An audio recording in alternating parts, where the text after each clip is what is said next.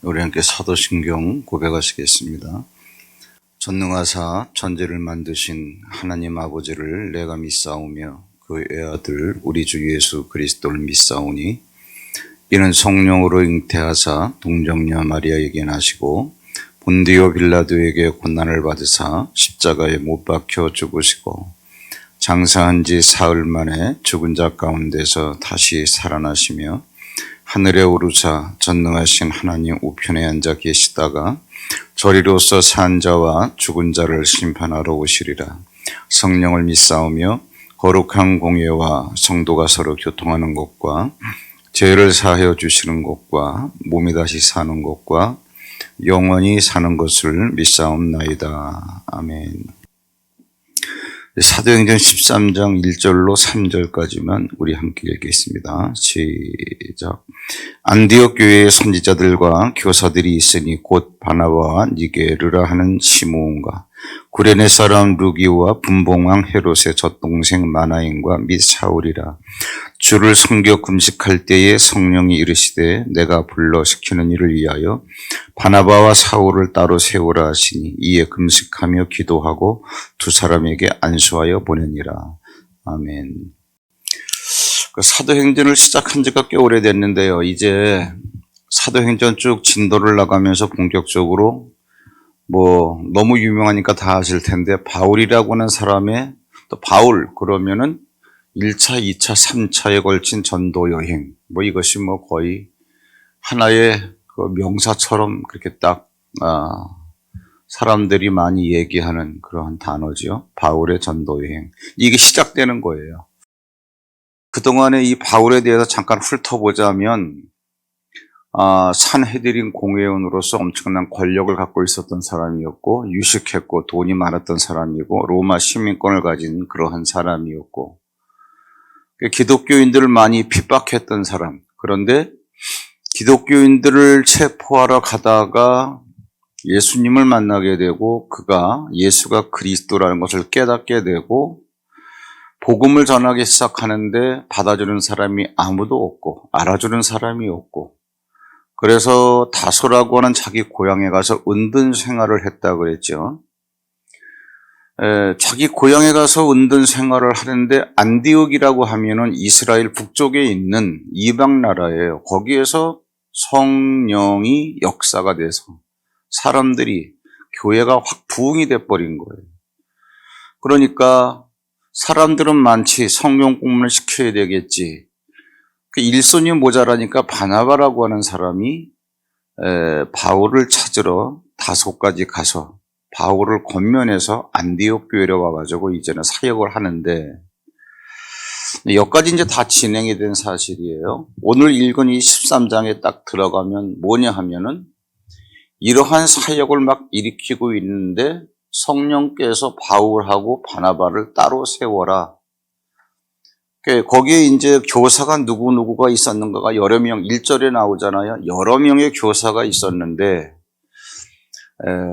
바나바라고 하는 사람과 사울이라고 하는 사람, 이 사울이 이제 조금 있으면 바울로 이름이 바뀝니다. 그건 큰 문제가 안 되는 거고. 여기 이렇게 찝어볼 것도 많이 있어요. 여러 명의 교사를 설명하는데 사울이라고 하는 사람의 이름이 맨 나중에 나오죠.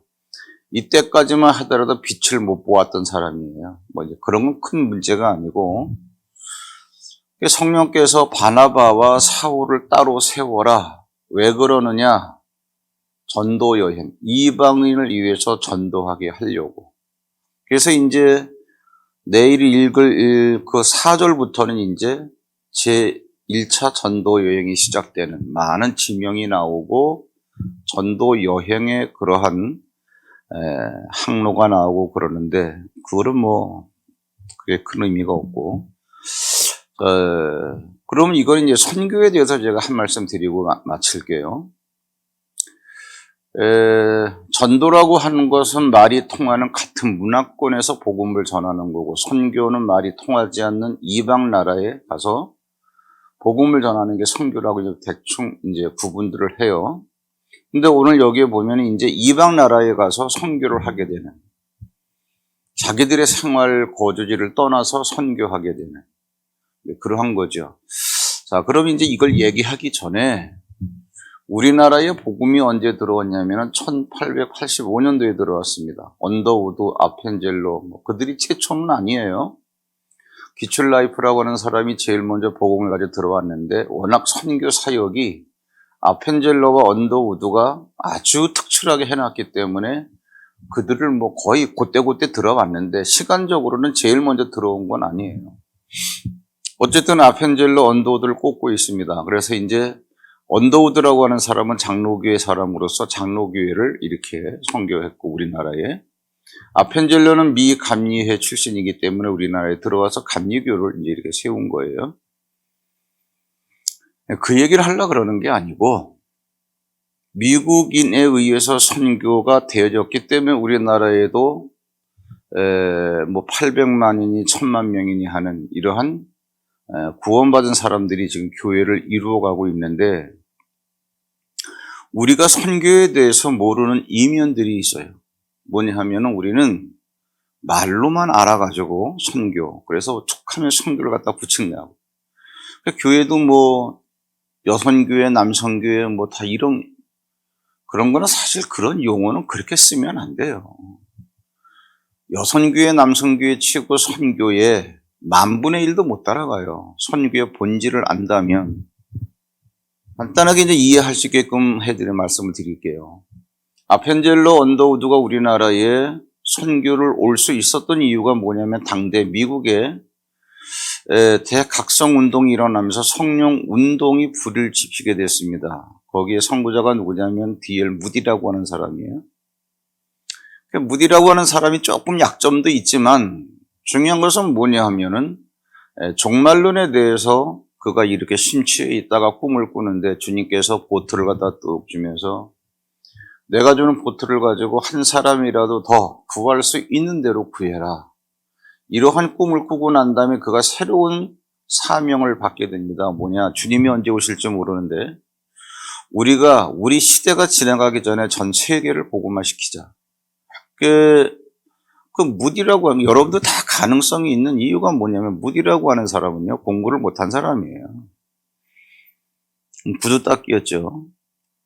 그 사람들은 무식하다 그러지만 성령에 딱 붙잡힌다니까 놀랍게 미국 전역을 갖다 깨워내는데 자기하고 연대하는 사람들을 데리고 세계 선교를 하자라고 하는 그 캐치프레이즈를 가지고 미국 대학교를 순회하면서 많은 부흥 집회를 합니다. 많은 그 대학 출신들, 대학생들, 젊은 사람들이 많은 도전을 받게 되죠. 그래서 선교사 가자, 외국으로 가자, 국외 선교 가자, 이런 얘기죠. 그런데 우리가 이 정도까지도 아는데 사실 더 조금 본질적으로 알아야 되는 것이 그 당시만 하더라도 1880년경에 미국에서도 대학교 출신이 같은 세대의 10%가 안 됐습니다. 10%가 안 됐어요. 지금도 그렇지만 대학교 중에서도 의과대학하고 신과대학은 바로 들어가는 게 아니라 일반대 4년제를 졸업해야 일반대 4년제를 졸업한 사람들이 나 의학을 더 공부하겠어, 신학을 공부 더 하겠어 하는 사람들이 또 들어가는 데가 신학대예요. 그러면은 의대나 신대 출신들은 같은 세대 중에서 3%가 안 됩니다. 일반대 나온 사람들은 10%가 안 되고. 이게 무슨 말이냐면은 그게 1885년이면은 지금으로부터 한 3, 40년 되나요? 그 전까지만 하더라도 미국에서는요, 인력 부조가 그렇게 되어 있기 때문에 신학대에 나왔다. 지금도 여러분 미국 가면은 목사하면 껌뻑 죽습니다. 그 나라가 잘 되는 이유가 걔들의 신앙이 독특해요. 청교도 후예이기 때문에. 저번에도 가니까는 심심한데 한번 놀러 갈까 그래가지고 골프장을 데려가는데 목사라 그러니까 신분증 확인도 안 하잖아요. $1 받더라고. 그렇기 때문에 그러한 신대를 나왔다, 그 다음에 의대를 나왔다 그러면은 걔들은 인생 자체가 보장된 애들이에요. 걔들은. 그런데 주님 언제 오실지 모르는 이런 상황에서 세계를 복음화시켜야 되겠다라고 하는 그 비전 때문에 모든 걸 다 포기하고 오는 거예요. 그때는 비행기가 없었잖아요. 배를 타고 오는 거란 말이에요. 그 배라고 해야 얼마나 크겠어요. 그 배를 타고 태평양을 건넌다? 목숨을 내 맡기는 거예요. 이런 것들을 여러분들이 이제 좀 현재 상황, 그때의 현재 상황을 좀 이렇게 아셔야, 그런데 그들이 결혼도 안 하고 30세가 안 된 20대의 젊은이들이 온 거예요. 와가지고 교회를 짓고 학교를 세우고 병원을 세우고 이런 배제 학당이라든가 이화 여대 같은 거 다 그들이 세운 거 아니겠어요? 와가지고 성경 번역하고. 예. 그런데 이제 여러분 우리나라에 가면 이제 양화진 얼마 안 되잖아요. 그 양화진에 가면 거기 이제 선교사들의 그 묘역이 있단 말이에요. 그러면은 선교사들은 뭐 선교하다가 죽을 수도 있고 그러니까 그 선교사 묘지가 있어가지고 거기에 안장이 되는데 눈여겨봐야 될 게 뭐냐면 그 선교사들 옆에 어린 애기들의 그러한 묘비가 쭉 있어요. 2개 있는 데도 있고 3개 있는 데도 있고. 그런 애들이 1살, 2살 총각으로 온 사람들은 여기 와가지고 결혼해가지고 애기를 낳고 일단 물이 다르고 음식이 다르잖아요. 그러니까 여기서 뭐 장염에 걸리고 뭐 장티푸스 걸리고 풍토병에 걸리고 어린 나이에 죽는 거예요. 그러면 자기가 죽는다 그러는 거 그렇지만 그 철없는 애들이 부모 따라서 또 여기에 와서 출생된 애들도 있고 선교를 한다. 그때 당시에 선교사들의 생각은 뭐냐 하면은 한 번 가면 올 수 없다. 이 인식과 의식이 속에 들어 있어요. 걔들은 생명 걸. 그래서 제가 여성교회, 남성교회 이게 뭐 이름 붙이는 거에 어떨까 그럴 수도 있겠지만 이게 무슨 얘기냐면 여러분 이렇게 생각을 좀 고민 좀 해보셔야 됩니다. 뭐냐 하면은 어저께도 이제 어느 팀하고 제가 그런 얘기를 잠깐 나눈 적이 있는데 이스라엘을 지배하던 나라 가운데서 처음 나라가 애굽이죠. 그 다음에 아수르죠. 그 다음에 바벨론이죠. 그 다음에 페르시아죠. 그 다음에 그리스, 헬라, 그 다음에 로마죠. 그 땅이 그 땅인데 그 땅의 제국의 주인들이 계속 바뀌어요. 시대에 따라서 왜 바뀌느냐. 등 따치고 배가 부르면 헝그리 정신이 사라지면은 바뀌는 거예요. 이제 이걸 여러분들의 얘기를 들으세요. 남성교, 여성교 다 좋아요. 뿐만 아니라 무슨 뭐 태권도 선교, 또 무슨 선교. 태권도 선교가 뭐 하는가 봤더니 사람들 모아놓고 태권도 시범 보이고 복음 전하는 것도 없어요. 그걸로 끝나요. 어떠한 그 교회 행사를 끌어가기 위한 프로세스 가운데서 한 파트를 맡아가지고 태권도 시범 보여주는 행사로 끝나는. 그래서 태권도 선교회, 무슨 선교회. 여러분 이제 보세요. 교회와 관련된 모든 행사와 기간에 선교회라고 하는 이름이 붙은 데가 얼마나 많은가. 저는 그것이 좋다 나쁘다를 따지기 전에 선교회라는 그 이름을 갖고 거기에 내 이름이 멤버로 이렇게 등재되어 있다. 그럼 맨날 불리는 거 남성교회 회원, 여성교회 회원, 면여성교회 회원, 무슨 전도대 뭐 많잖아요. 근데 우리에게는 아무런 의식이 없어요. 선교 회원인데 이걸 뭐라 그러느냐? 이걸 헝그리 정신이 사라졌다는 거예요. 그럴 때 내 영혼의 침체가 오고 삶의 덫에 걸려서 넘어지는 거예요. 제국들이 그래서 다 무너지는 거예요. 네. 아수르 군대도 마찬가지, 아수르 제국도 마찬가지고 바벨론 제국 같은 데 보세요. 처음에는 안 그랬어요. 근데 바벨론 느부갓네살에 의해서 1대, 2대, 3대, 4대, 5대, 6대까지 왔을 때 벨사살 왕이 있었는데 간단히 그 얘기 해드릴까요? 헝그리 정신에 대해서. 바벨론이라고 하는 그런 도시가 여러분 세계사에 보면 엄청납니다. 얼마나 문화가 발달되냐면 공중정원을 만들었어요. 공중정원이 뭐냐면 바벨론, 캄비세스 누구야? 그게 아수르에서 공주를 데리고 왔는데 바벨론에 오니까 여기 도시 문화니까 짜증이 나는 거예요. 내가 살던 데는 시냇물이 흐르고 그 다음에 산이 있고 꽃들이 철 따라 우거지고 그러니까는 국력이 얼마나 대단했냐면 그 왕이 자기 부인을 위해서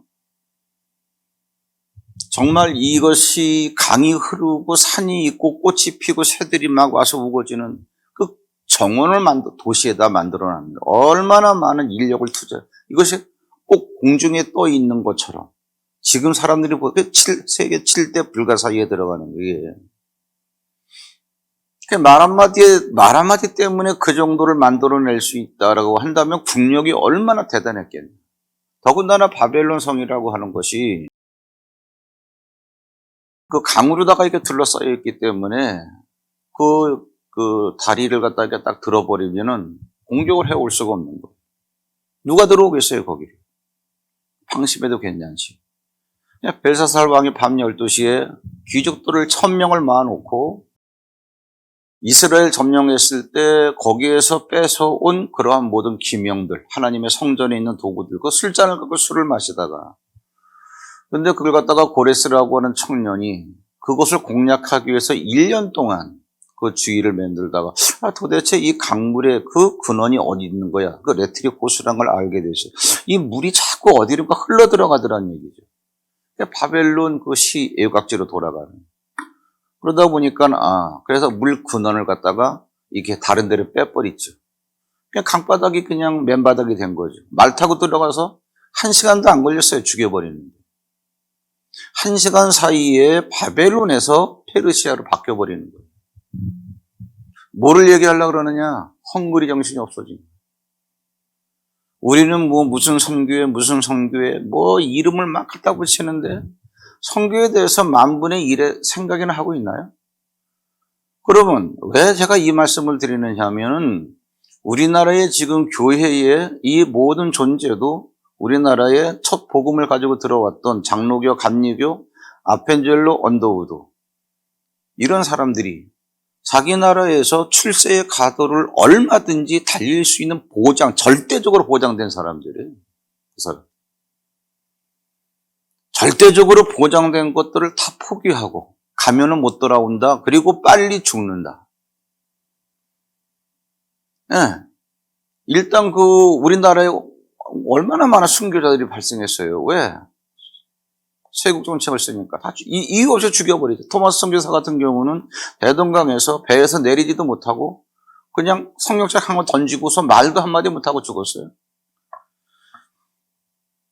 우리가 볼 때는 참 의미 없는 죽음 같은데 그러한 선교사들의 선교가 있었기 때문에 우리나라가 된 거거든요.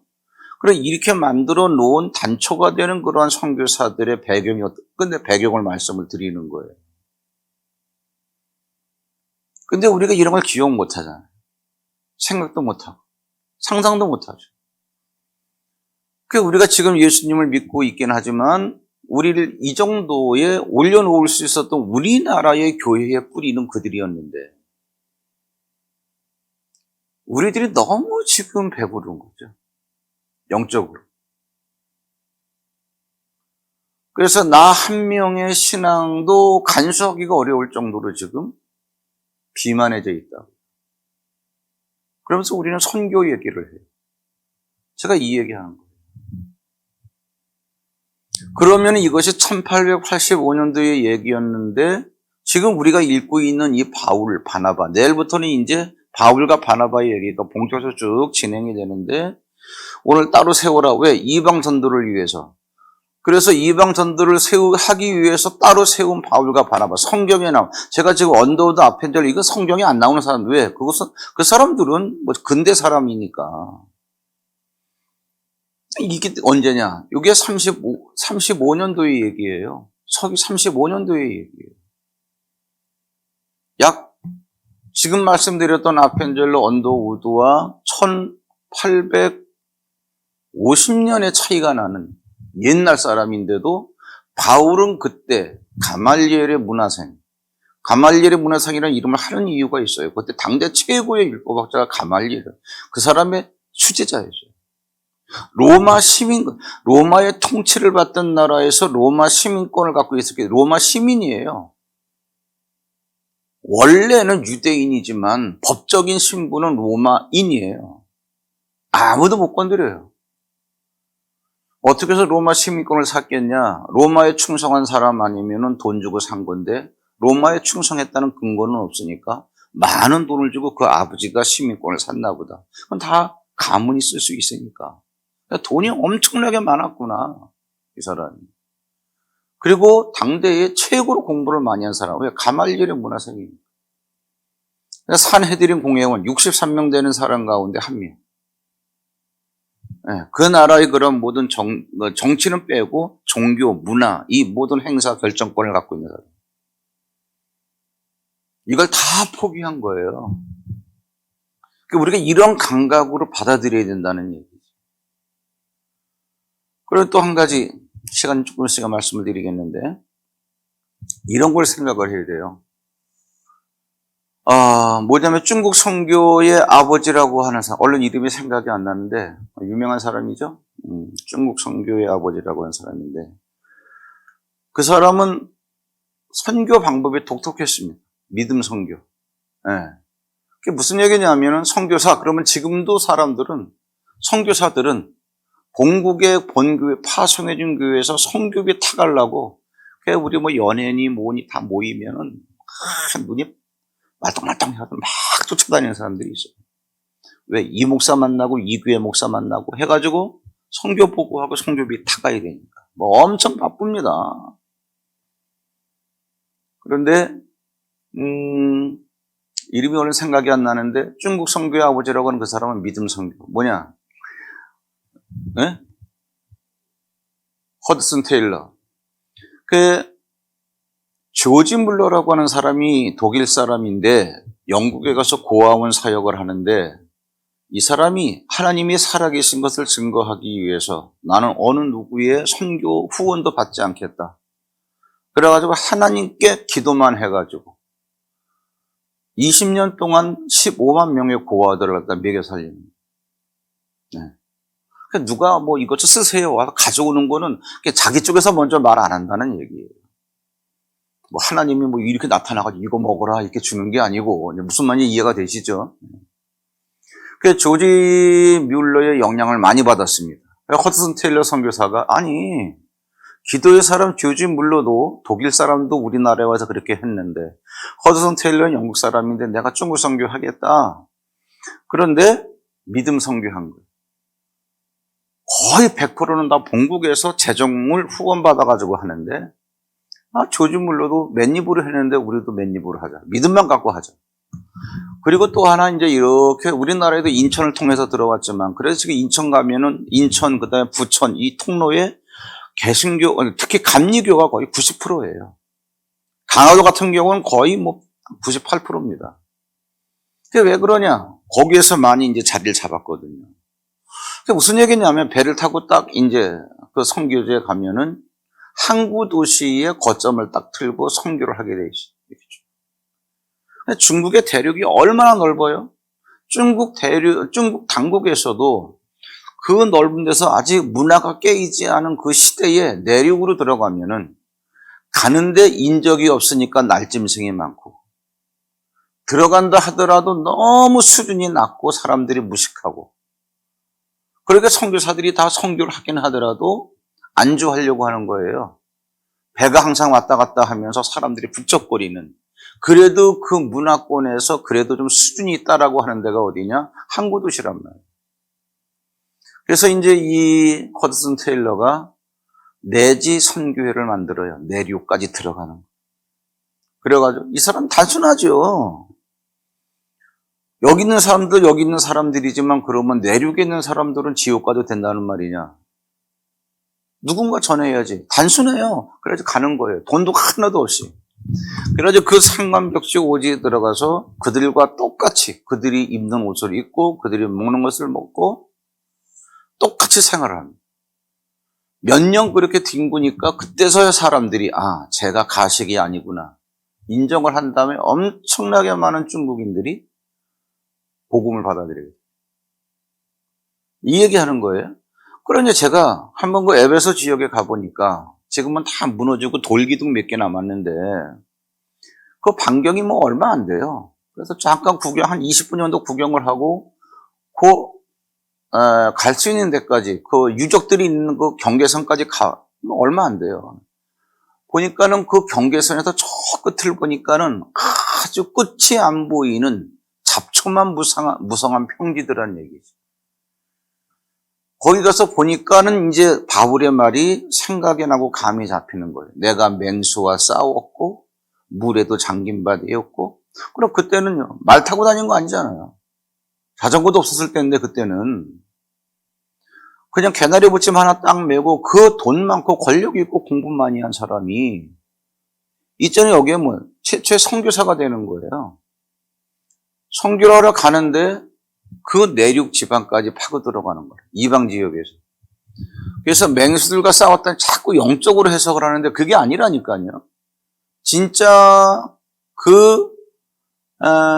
잡초가 무성한 그러한 데서 사자, 곰, 뭐 이러한 맹수들하고 싸우는 거예요. 몇 명 살리려고 그 에베소에 가기 위해서. 제가 뭐를 말씀드리려고 그러는 거 아니?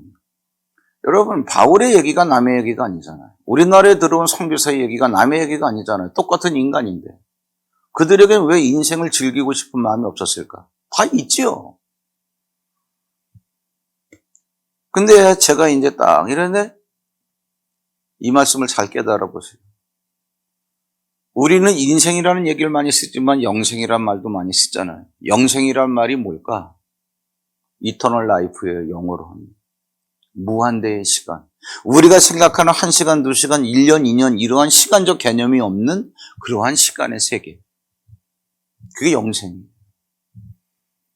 그럼 제가 금방 깨달아지더라고요. 무슨 얘기냐면 토마스 선교사 같은 경우는 대동강에 와서 땅 밟아보지도 못하고 왜? 화살을 쏴버리는 거야. 성경책 하나 딱 던져주고 이거 믿으라고 던져주고 이게 뭐야? 그래가지고 그게 이제 접한 사람이 성령의 역사에서 이제 복음을 알게 돼요. 배에서 죽어버린 거예요. 남들이 육신적인 눈으로 바라볼 때는 뭐 그런 선교가 무슨 의미가 있냐? 이거 하나 던져주고 죽으려고 조선 땅까지 와서 가만히 생각해 보세요. 토마스의 인생은 그렇게 단시간에 끝났지만 그 던져준 그 하나의 복음의 씨앗 때문에 수많은 우리나라에 이건 뭐 전 세계적으로 유일한 선교 역사가 우리나라에 일어난 거거든요. 경제뿐만 아니라 그럼 이게 다 뭐냐 하면은 그의 씨앗들이란 말이에요. 그 영생의 시간에서 볼 때는 뭐예요? 지금도 열매를 맺어가고 있는 거죠, 토마스는. 언더우드, 아펜젤러 마찬가지죠. 인생은 끝나서. 이해가 되시나요? 왜? 죽는다는 게 없어진다는 게 아니잖아요. 살아가는 생의 형체만 바꾸는 거지. 우리는 육신을 갖고 인생을 살아가고 이게 끝나면 바로 신령한 몸으로 영생을 살아가는. 우리가 너무 근시안적으로 보는 거예요. 그러니까 선교에 대한 본질도 열리질 않는 거예요. 자, 마치겠는데 오늘 짧게 읽은 13장 1절, 2절, 3절의 이러한 이야기 하면서 그냥 읽지 마시고 하나님께서 처음으로 바나바하고 사울을 따로 세워라. 내가 그들에게 시킬 일이 있다. 그게 뭐냐? 이방전도. 이제 그게 내일부터 이제 쭉 전개가 돼요. 전개되기 전에 딱 이방 선교를 하려고 서 있는 이 사람들의 마음이 가면은 죽을 수도 있다. 돌아오지 못한다. 그리고 나의 모든 것을 포기하고 가야 된다. 이런 걸 보면 이제 금방 쉬워요. 가는 데마다 죽을 고비를. 그래 나중에 고린도후서 4장에서 바울이 뭐라고 얘기해요? 예수 그리스도의 죽음을 항상 짊어지고 다니면 죽을 육체의 예수의 생명이 또한 나타나게 하려 합니다. 맨날 위험에 빠뜨리게 됩니다. 그러한 가운데 주님께서 죽게 내버려 두지 않고 계속적으로 끄집어내서 인도해 가니까 그냥 편안하게 인도해 주는 게 아니라 날마다 때마다 죽을지도 모르는구나. 근데 안 죽어. 그 고백을 하는 게 거꾸로 뛰면 망하지 아니하고 우겨쌈을 쌓이지 아니하고 이 얘기를 하는 거예요. 이런 얘기가 생생하게 여러분에게 들려와야 돼요. 배부른데 이런 얘기가 들려오겠냐고 외우고만 있지. 여러분들이 그래서 이거를 잘 깨달아 보시면 지금 신앙생활하고 있는 나의 삶의 자리에서 내가 어떠한 영적인 방향성을 다시 설정을 하고 뭘 어떻게 다듬고 정리해야 될 것인가 라고 하는 게 잘 깨달아질 건 여러분 영혼에 유익한 거예요. 그게 기도하겠습니다. 하나님 아버지 감사합니다. 오늘 주일 예배 마치고 다시금 시작된 첫날에 주 앞에 나와서 귀한 말씀을 들었습니다. 나태한 부분이 있다면 다시금 추스리게 하시고 우리가 항상 주님 앞에서 사명을 감당해야 될 자로 내 자신을 의식할 수 있도록 나의 정체성이 분명하게 해 주시옵소서. 오늘도 1000번제를 준비한 손길을 귀히 여기시고 기도하는 그 부분에 대해서 믿음 따라 응답되어지는 귀한 역사를 경험하게 하옵소서. 예수님의 이름으로 감사하고 축복 기도하옵나이다. 아멘. 하늘에 계신 우리 아버지여, 이름이 거룩히 여김을 받으시오며 나라 임하옵시며 뜻이 하늘에서 이룬 것 같이 땅에서도 이루어지이다. 오늘날 우리에게 일용할 양식을 주옵시고 우리가 우리에게 죄 지은 자를 사하여 준 것 같이 우리 죄를 사하여 주옵시고 우리를 시험에 들게 하지 마옵시고 다만 악에서 구하옵소서. 대개 나라와 권세와 영광이 아버지께 영원히 있사옵나이다. 아멘. 자유롭게 기도하시고 돌아가시기 바랍니다.